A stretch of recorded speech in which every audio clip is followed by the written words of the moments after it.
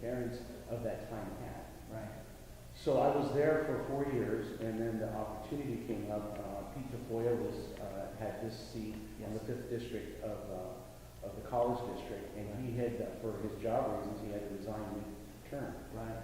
So I made the decision then, said, you know what, I feel like I have these experiences now that I would like to go to the college with, because I felt that education, especially within Oxnard and this area, access to education, that for whatever reason the state of it was, if it was lacking, if it needed more, if it needed attention, that I had a perspective to provide that I wanted to be able to bring up. Growing up here, being here, knowing the elementary school districts, the high school districts, and then being able to come over and really have an understanding and start to provide the kinds of bridges and communication that we could for the whole K-14 type experience.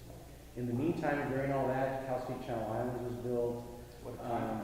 So there's all these things that have been happening that I've been able to experience and indirectly be a part of. I wasn't directly a part of, the Channel Islands thing coming in, but I was in a peripheral role and also still being supportive and looking at it as a real asset and being supportive. So, we certainly still have a lot of challenges. I mean, financially and everything, always being experienced. But, and then the best thing about it is over the years that I get to know a lot of people and a lot of people in the community. So I'll get questions and people call me, not just issues about the college, about just in general about education and how they can access to it. Because some people may not remember that maybe I'm in the college, or even in the high school world, but they associate me with being associated with education. Yeah.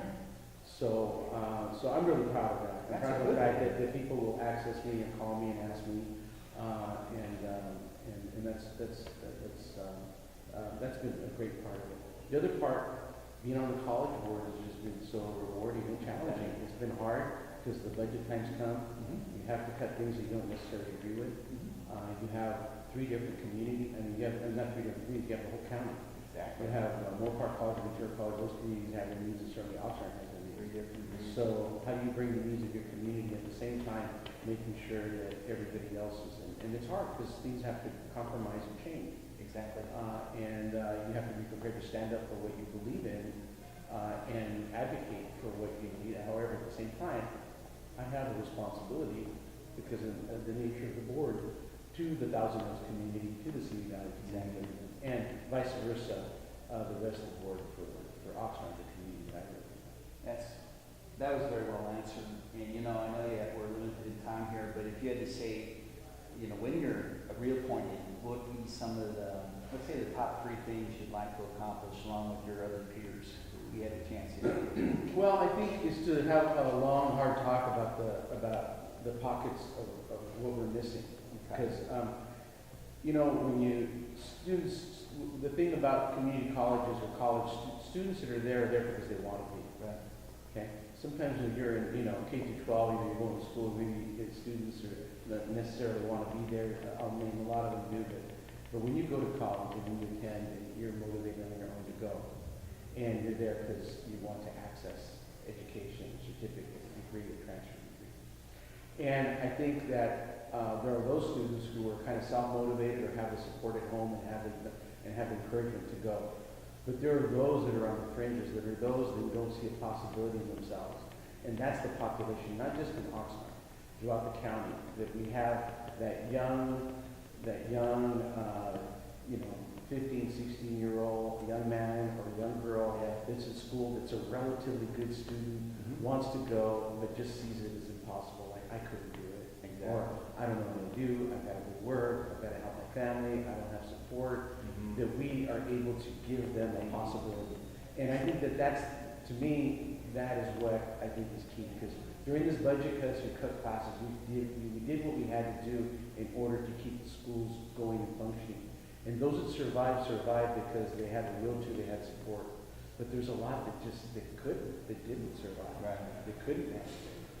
So I think that's the challenge that we have.